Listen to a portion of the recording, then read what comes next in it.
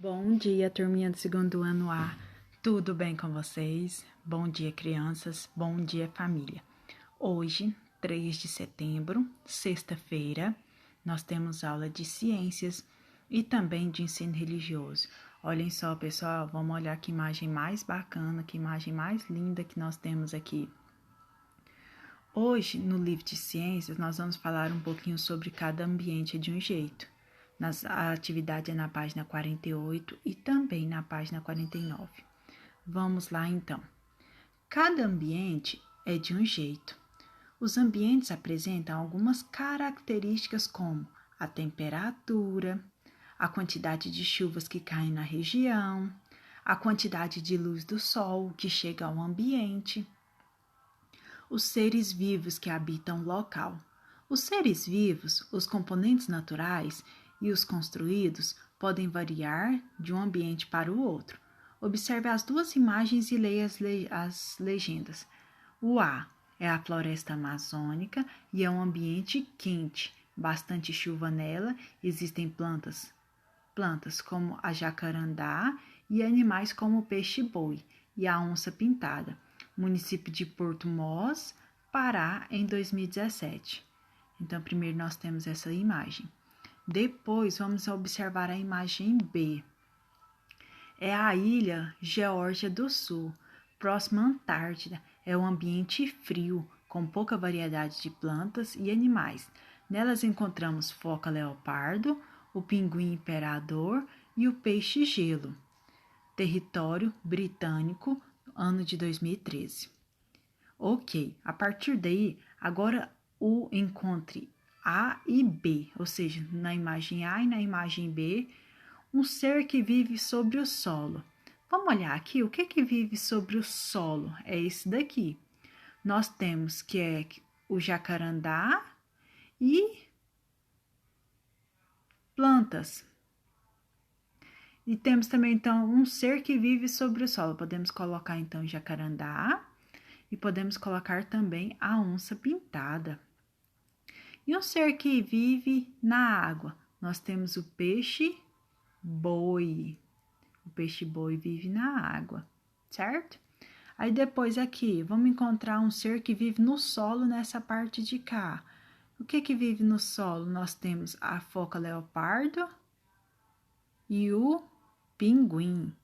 E na letra B, um ser que vive na água, nós podemos colocar o peixe-gelo, certo? Então, olhando a própria legenda da atividade, vocês vão conseguir responder.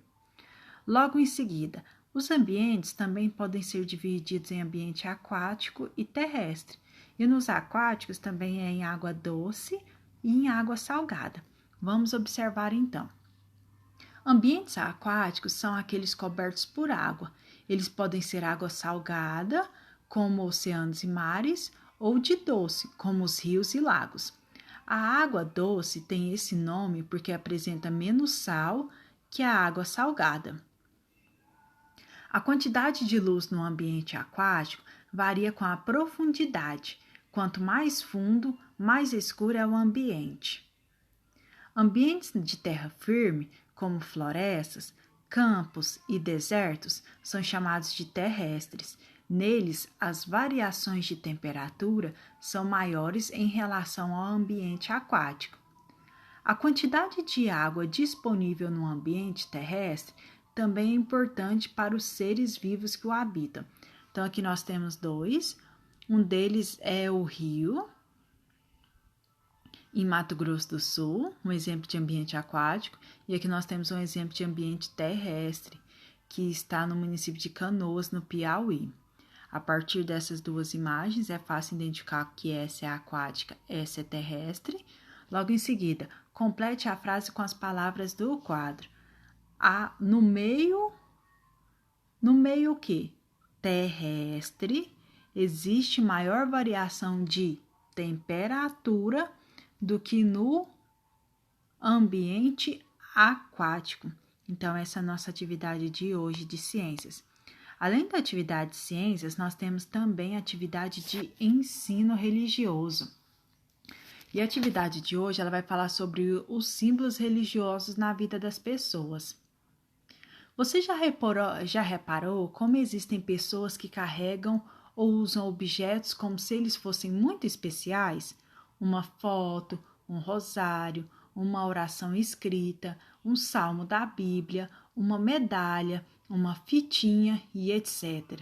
Se você perguntar para essas pessoas o que significa cada um desses objetos, elas poderão lhe contar histórias de suas vidas e de como esses objetos lhe tocaram o coração, e como as protegem, servem de alívio, consolo ou transmitem paz.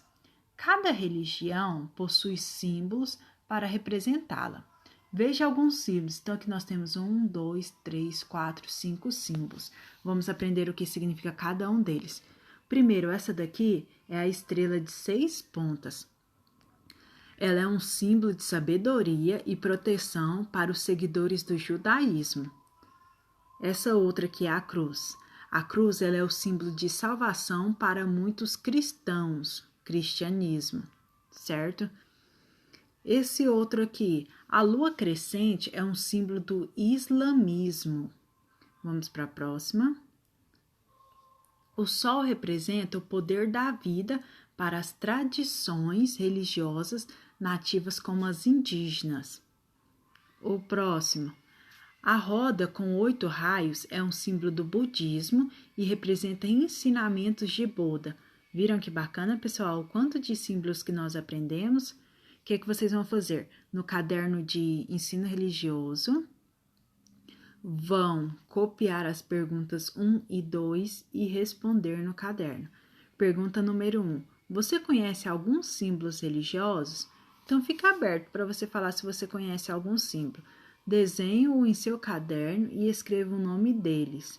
Depois, comente seu significado. Pode comentar no próprio texto, tá bom, gente? Depois, circule os símbolos religiosos e escreva o nome deles.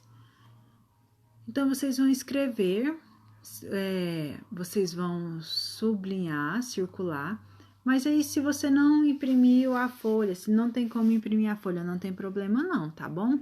Você pode vir aqui, igual, olha aqui, eu tenho o desenho dessa cruz, ela está aqui, não tá? E o que essa cruz significa? Ela é salvação para muitos cristãos, pode fazer o desenho dela, tá bom? Ao invés de circular, só faz o desenho dela e coloca o que significa. Tudo bem? Então, essa é a nossa atividade de hoje, de ciências e de ensino religioso. Qualquer dúvida podem me perguntar e aguardo a atividade de vocês, tá bom? Um abração.